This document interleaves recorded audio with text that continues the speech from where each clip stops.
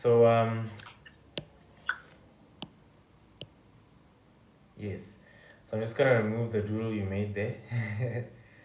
Sorry about that. No problem. Yeah. Let's do the worked examples.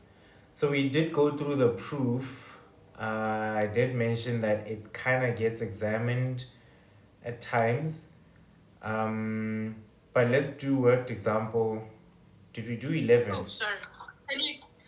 Okay, sorry. We did worked example 11, didn't we?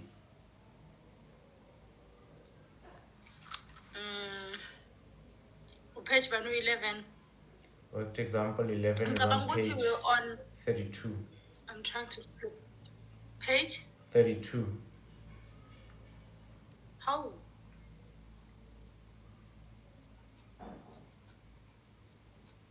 Yes, yeah. Yeah, we were there, ne? Yeah. Okay. Yeah, and we did it. Okay, just a bit of recapping. The sum to the nth term of a finite geometric sequence equals, in the numerator, the first term times the common ratio raised to the power n, and that minus 1, all of this over r minus 1. And r cannot equal 1 because if it does, we have a 0 denominator, which gives us an undefined answer. Alternatively, we can have s subscript n equals a into 1 minus r to the n. All of this is over 1 minus r. And again here, r cannot equal 1 because if it does, it gives us a 0 denominator, and if we divide by 0, we get undefined. So starting with worked example number 11 on page 32. We have to find, to the sixth term, the sum of this finite geometric sequence where k is 1 and the upper bound is 6. 32 times a half to the power k minus 1. And we must find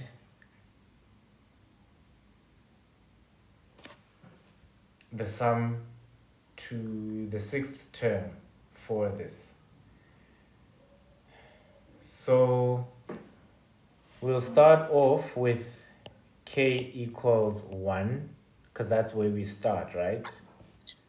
So at k equals 1, then our sum becomes, our first term rather, which is a, becomes 32 times a half to the power 1 minus 1. That equals 32. Oh, let me write this beneath here so that creates space. That equals 32 times a half to the power 0, and that equals 32. Now, important to note here, I'll just use a different color. I'll use a blue. Any number to the power 0 equals 1.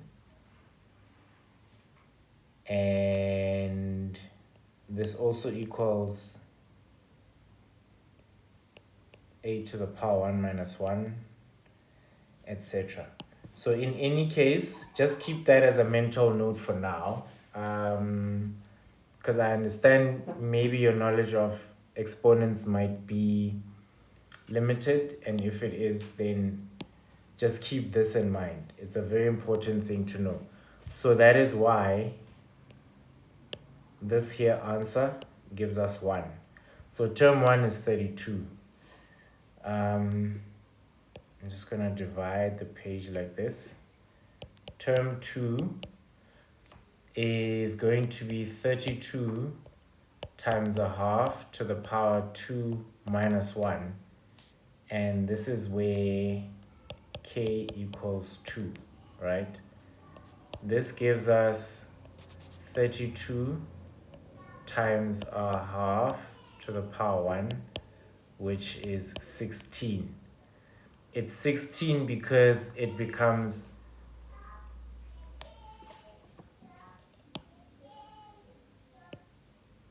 because half to the power 2 minus 1, any number to the power 1 equals the same number. So it's like itself,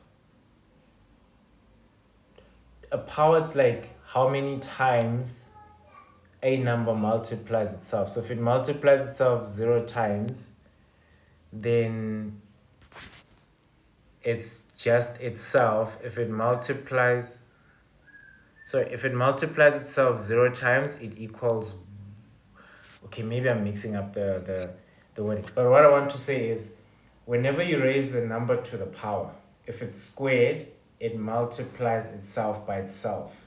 If it's cubed, it multiplies itself by itself by itself. So 3 times you do that operation. If it's 1, then it's just that number by itself. If it's 0, then it's that number divided by itself, and that gives you 1. That's what I want to say. So in the blue, I've just indicated that according to the law of exponents, any number raised to the power 1 equals itself. And for the first term, any number raised to the power 0, it's the same as the number divided by itself. Then term 3 will equal 32 times a half to the power 3 minus 1. And this is for k equals 3. This means 32 is multiplied by a half to the power 2. So because a half is raised to the power 2, it becomes 32 times 1 over 2 times 1 over 2, which is 32 times a quarter, which is 32 divided by 4 gives you 8. Okay, so now our series, our geometric series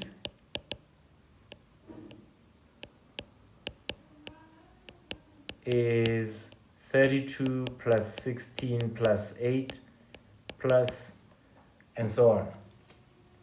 And if we work out our common ratio, what's the formula for our common ratio?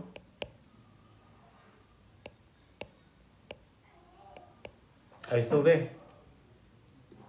Yes, I'm here.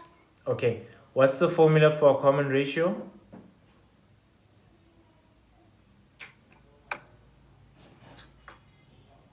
I'm not sure. Okay, it's the second term divided by the first term, or the third term divided by the second term, or the fourth term divided by the third term. So T2 divided by T1, or T3 divided by T2, which if we, I made a mistake here.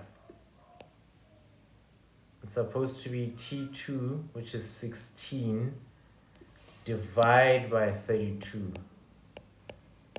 And this will give us a half. And here it'll be 8 over 16, and that will give us a half. So we have now found 2 critical numbers for our sequence. The first number being A, which is T1, which is 32, and our common ratio, which is a half.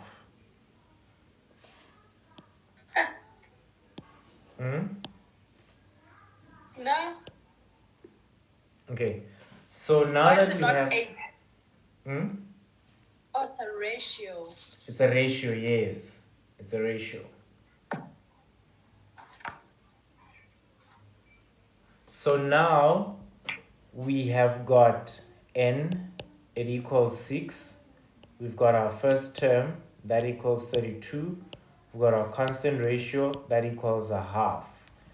And if we take the formula for sum to the nth, hmm? I opened a new page on the Jamboard.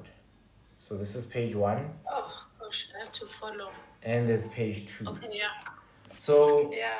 how many tabs do you have open? Do you have the learning guide open and the call and the Jamboard? I've got the learning guide and just the Jamboard. Oh, okay, cool. Then just try and like look on both sides. So we're gonna use the formula for the sum to the nth term, which is a times in brackets 1 minus r to the power n over 1 minus r. And we are working out to the sixth term. We've got a, it's 32. We've got r, it's a half. We've got n is 6. And we've got 1 minus a half there. Then this gives us 32 into 1 minus 1 over 64.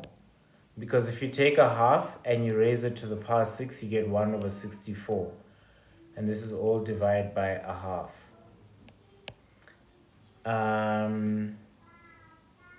So here, what the step is, if you divide by a half, it's the same as multiplying by 2.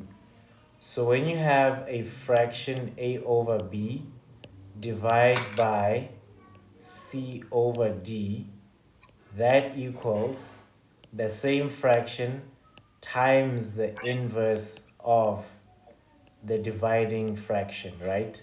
So just keep this in mind when we divide fractions. If you keep this in mind, that the fraction that's at the bottom of the dividing sign, the fraction that's here, this fraction here, when you're dividing, it gets flipped on its head. So instead of it becoming 1 over 2, instead of it being 1 over 2, it becomes 2 over 1. Then to complete the maths, this is the same as 2. Oh no, let me change the pen. Yeah.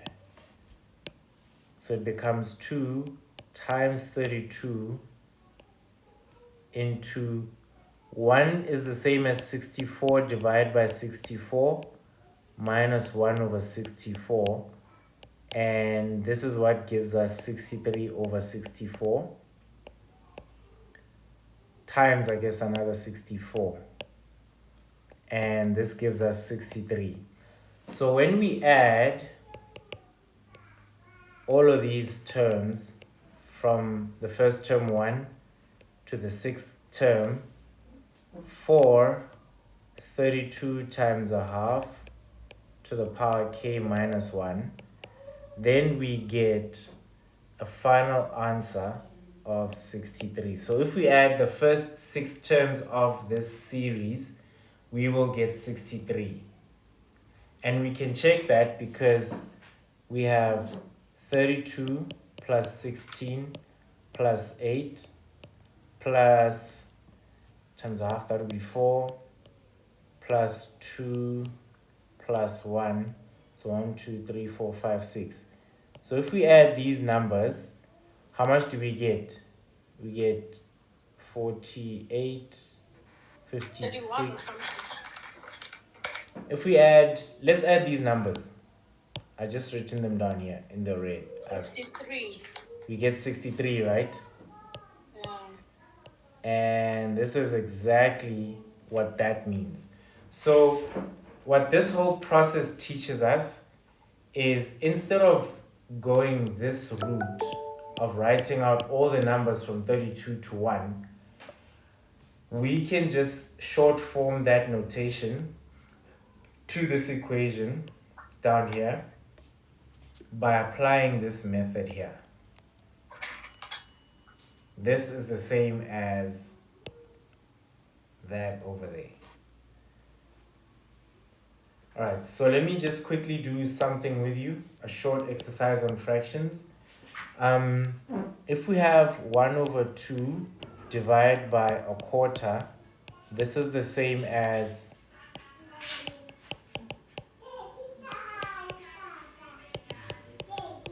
all right, so revision. So if we have 1 over 2 divided by a quarter, it's the same as that 1 over 2 times 4 over 1. That's what this means. A over B times D over C. That's what this means, right? Again, if you also have 3 over 2 divided by 2 over 3, it's the same as 3 over 2 times 3 over 2, which is 9 over 4. That there is 2, right? And this makes sense because if you take, how many times does a quarter go into a half?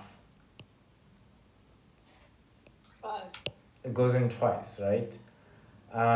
We can try it again with another fraction. Let's take 1 over 2 divided by 1 over 8.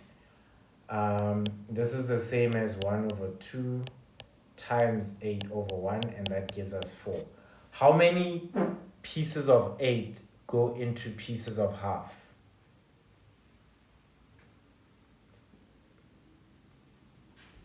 Like if we have a chocolate bar and it's divided, that's a half, that's also a half, right? And then we've got quarter, and then I want to do 7. This is 1/8, that's 1/4. So this here is 1 whole.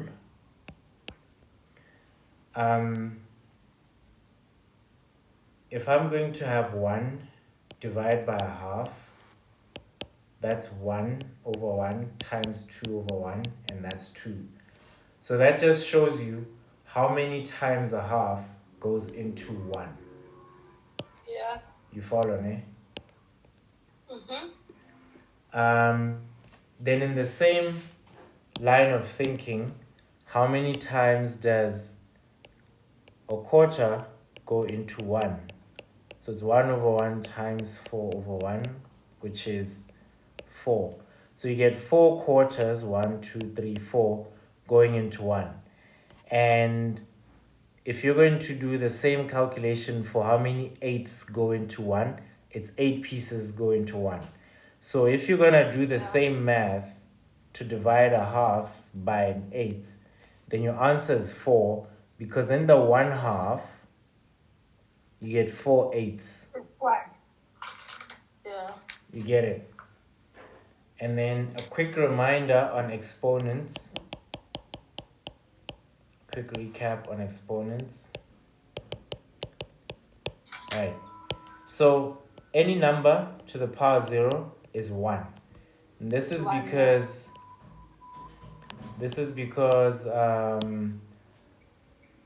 a number to the power 0 is the same as a number to the power 1 minus 1. And that is the same as a number dividing itself by itself, right? By itself, yeah. Yeah. And where this also comes from, it comes from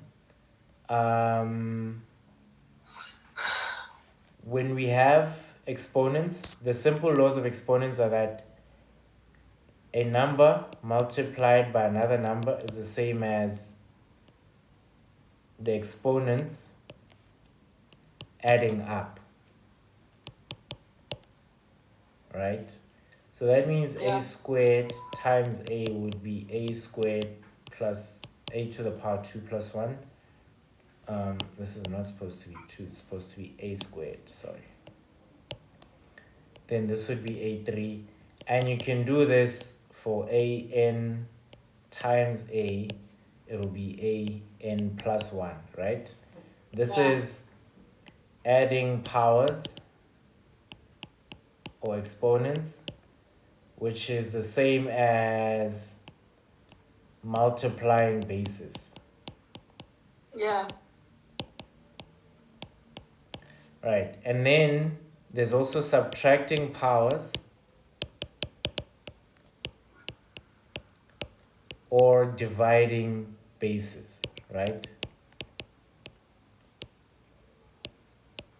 So there's your number, that's its exponent, right? So what happens is this whole thing is called a power. Yeah. That's a power. Um this up here, that's our exponent. And this down here, that's our base. So red is base, that's our number. N is exponent, and the whole thing is a power, Yeah. right?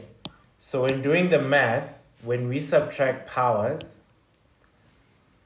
a number divided by a number is the same as a to the power 1 minus 1, Minus 1, which is yeah. a divided by a, and this gives you 1. So any number to the power 0, any number to the power 0 is always 1.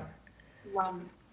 If I have a to the power 1 divided by a to the power 2, then this is the same as a to the power 1 minus 2, Minus 2. which is a to the power negative 1, which is 1 1. over a. Now remember, in science, we always have 2.5 meters per second written like that, right? Yeah. This is because it's originally 2.5 meters per second. So now, because we're looking at the units from a perspective of exponents, then the unit in and of itself gets dominated by rules such as this one. So because s is to the negative, s is a denominator, then when you write it in so that it's one line with the meters, then it takes a negative exponent, which is kind of like this one here, because it is to a negative 1. So that's where the meters per second comes from. You follow? Yeah. All right. Now, if you have a number divided by a to the power 3, then this will be a negative 2, which is 1 over a. Why don't we start by a 1 minus 1? Because we've already done a 1 minus 1, which is up here. Okay. You see? So now we're going with them in sequence. So we start with 1 minus 1, then 1 minus 2, then 1 minus 3. And this one, if you remember correctly, this is kind of like acceleration. So if you have a 0.5 meters per second squared acceleration, that per second squared resembles this kind of exponent.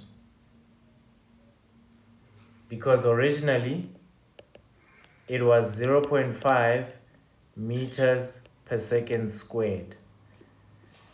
Let me just erase that and write it neatly so the whole number shows up. So it will be 0.5 meters per second squared, like that. You know? So because the second to the power 2 is a denominator, then we can write it as a to the power negative 2. Both ways of writing it are correct. It's just people who learn science, especially I guess in matric, we like to think, yeah, no, we know these things. But also when you get to varsity and you do like engineering physics and you find it's still written like this. And when you get to higher learning levels in varsity for engineering, for example, then you find there's something called dimensional analysis, where you study the dimensions of a vector, it could be, or even a scalar, and you just want to see how mass relates to length, relates to time, because those are our basic measurement units. Yeah, man. Yeah. So yeah, I'm hoping we do get a chance to do more of these types of revisions, especially for exponents. But just to give you another thing, if you have a to the power 2n times a to the power 2, then that just becomes a to the power 2n Times. plus 2. The powers add up. You add because you're multiplying the bases. So the powers add up. And this is the same as a to the power 2 into n plus 1. So you can even factorize. Yeah. So factorization, you can even factorize the power. So factorization, just to give you an idea, factorization takes multiple forms. The easiest being if you have something like 2x plus 2, then a common factor is 2, which if you pull out, you're left with x plus 1. Because to work in reverse, you will have to first multiply the 2 by the x, which will give you the 2x, and then you multiply the 2 by the 1, which will give you the 2. And that way you move back and forth between this type of thing, this type of expression. Another way that factorization can happen is if you have x squared plus 2x plus 1, which you have to now look for factors. And how this works, you use a system called FOIL, which is first, outer, inner, last, right? So it's first, then this one is outer, then this one is inner, and this one is last, right? And how you do this, because you have a squared, you can have an x in the first bracket and in the second set of brackets. And then you can also look at your last term, which is a 1. Because you're going to multiply, you'll get a 1. But now, this one in the middle, you're going to have to add two numbers together. And how you do them, you apply this FOIL technique.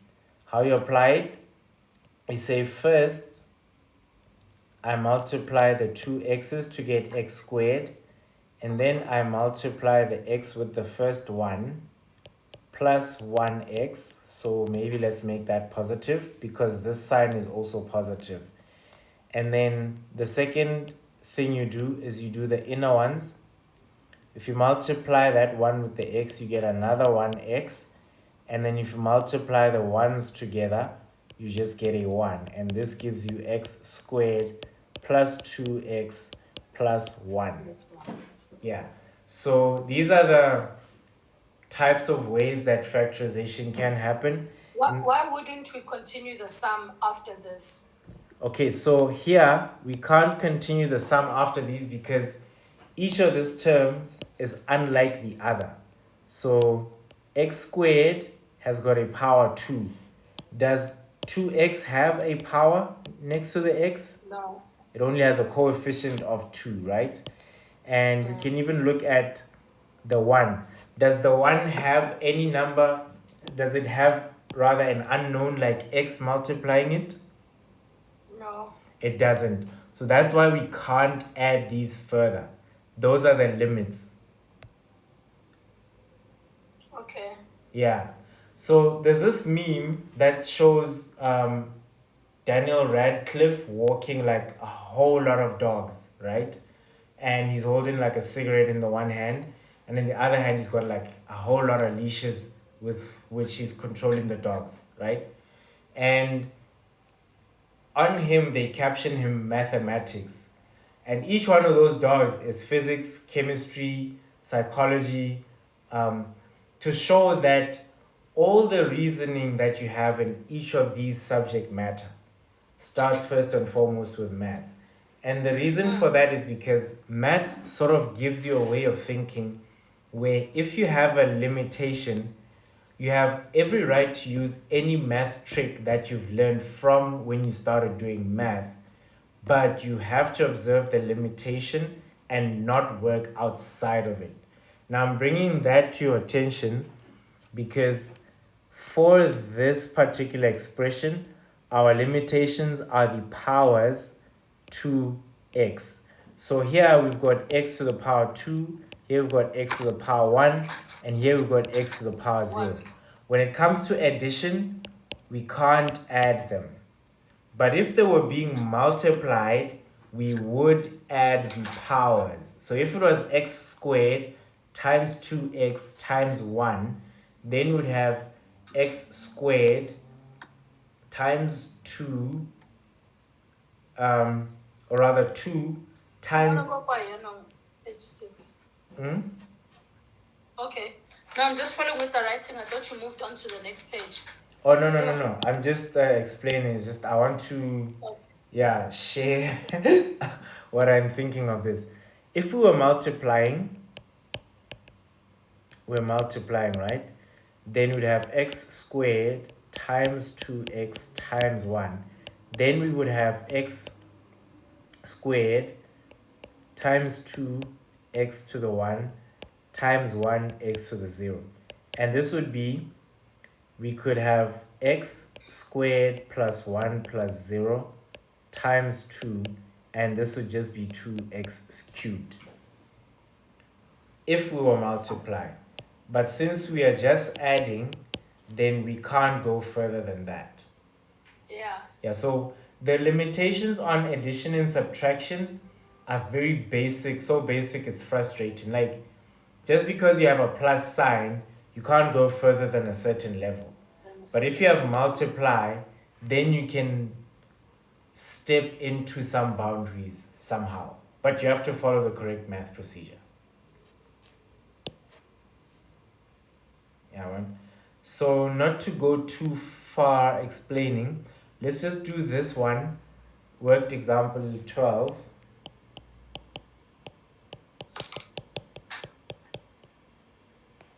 On page 33. Right, so when we do this one, we've got a geometric series where t1, I guess it's also a, equals -4, and we have t4 equals 32, right? And we must find, so that's given, we must find the values of r and the values of n if the sum to the nth term is 84. So going back to the first problem we started with, right? Initially, we were given the nth number to which we must work out the sum for the finite geometric series. We weren't given a ratio, but we could find it using the terms that we could calculate straightforward, like just by substituting our k from our sigma notation, right? And we could also now find, we could find a, which is our first term. We could then find the common ratio. And then because we know our n is 6, then we could find the sum to the nth term of the finite geometric series. But this problem is a little bit different, so we have to work backwards. And how we do that, we've already found a because it's our first term, so we'll just write there t1 is given, and that's -4.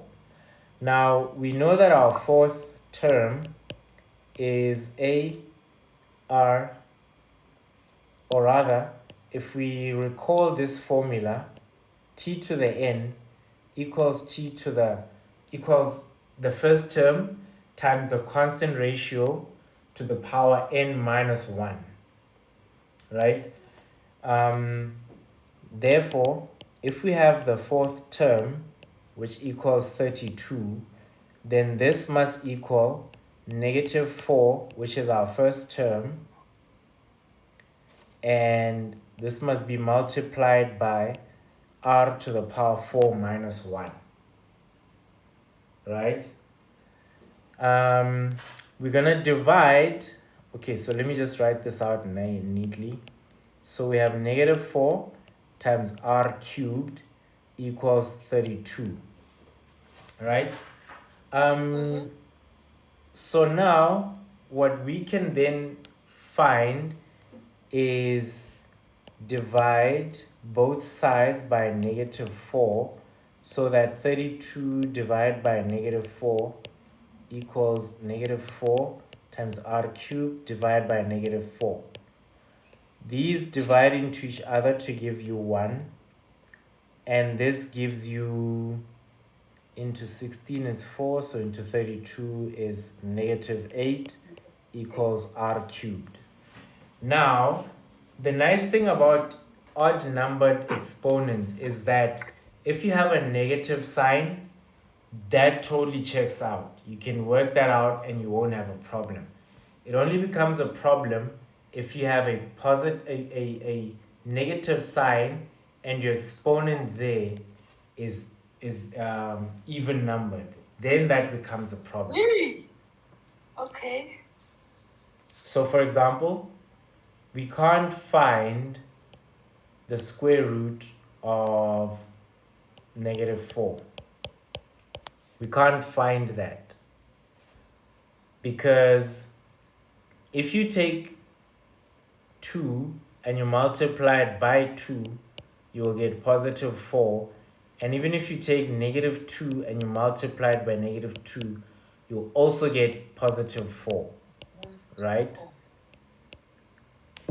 But what happens if you get negative 2 times positive 2? Then you get negative 4. Just as if you have positive 2 times negative 2, you get negative 4.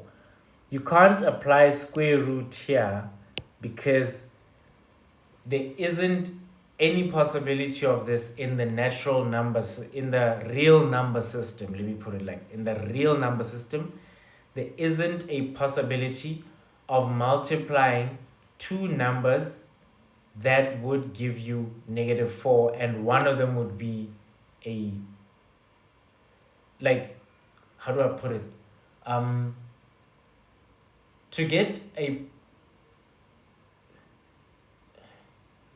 get a number where you can apply a square root, the numbers that are squared either have to be two negatives or two positives. They can't be one opposing side, one sign opposing the other one's sign. Otherwise, it won't work. All right. But I'll just put a pin on this for now. I guess, and that's why I wanted the Sunday classes, but it looks like we're gonna have to scrap that because now on my end there's always a power outage. Now on my end, I never get to do the Sunday preps. Yes. Anyway, so now, anyway, r cubed being negative 8 gives us the common ratio as negative 2. Because if you take negative 2 times negative 2 times negative 2, you will get negative 8 because the first two signs are going to give you a positive, and then the last sign when you multiply with it will give you a negative sign. And what? So that's what's going to happen. That's why r is negative 2. So now we've answered the first question. Our constant ratio is negative 2. So we have found the common ratio. Therefore, our general term for the series, or for the sequence of terms in the series, is negative 4, which is a, times negative 2 to the power n minus 1. Yeah. So now we are told that the sum to the nth term is 84. Right? We need to find out what is n for that sum to the nth term of this expression. What is n so that we can get the sum of this finite series to equal 84. All right.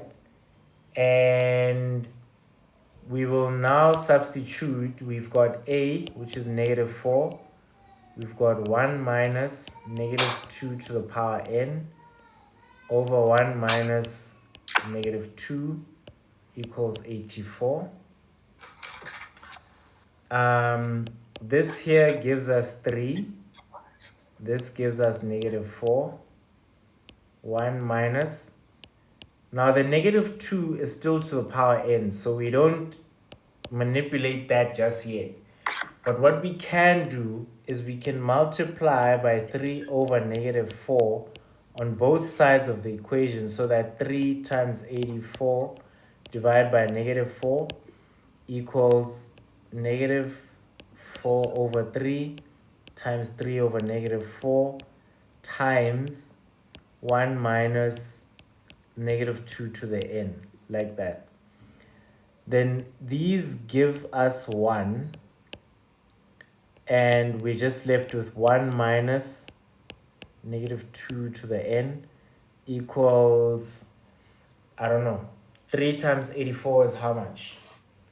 It's 8, 16, 24, 240, 252. 252 divided by negative 4 equals that. Then we can take additive inverses. So we can let's do this.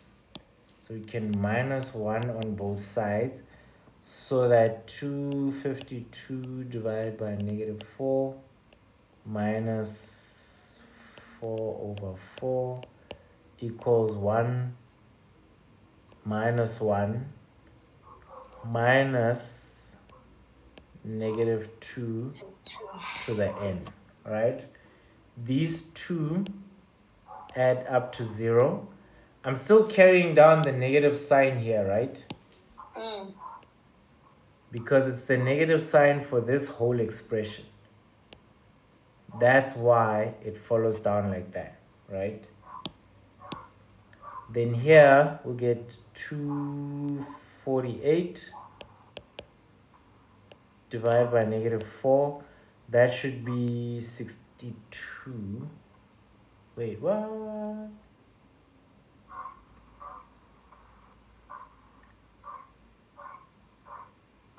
Did I do the math right? It was 252, but I don't know how you got to 248. Yes, I got to 248 because...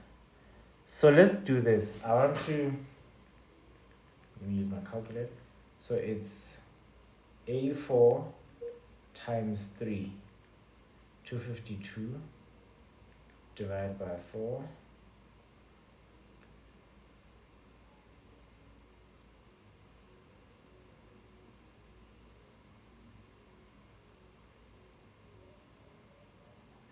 Oh, okay. I see. I did something wrong here. I should have just said, then here,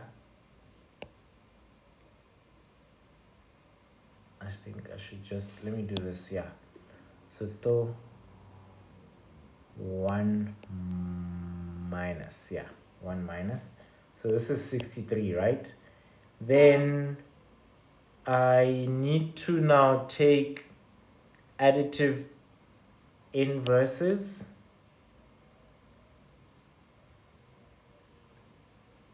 So it's plus 1, yeah, then minus 1 on both sides. So it's negative 63 minus 1. 1 minus 1 minus negative 2 to the n. Right, so these two give me 0, and this here is negative 64 equals negative into negative 2 to the n. Then I can divide by negative 1 on both sides, so that I have 64 equals negative 2 to the nth power, right? And yeah, so if we reverse engineer or if we work if we work backwards with the exponents here, ne? How many times would negative 2 have to multiply itself so that the answer is 64?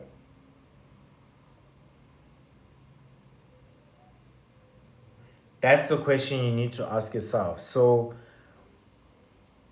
the correct answer is negative 2 to the power 6 would give me 64.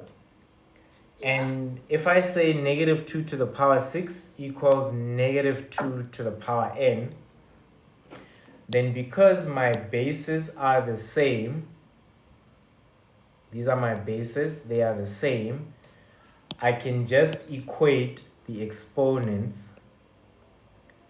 And in equating the exponents, therefore, n equals 6. And that answers our question. R is negative 2 and n equals 6. So I'll have to add these terms, negative 4, etc., all the terms up to the 6th term to get a final answer of 84. That's what this problem is showing us. I need to practice. Yes, please. But also, I don't mean to delay you. I'm really trying to find ways within my context to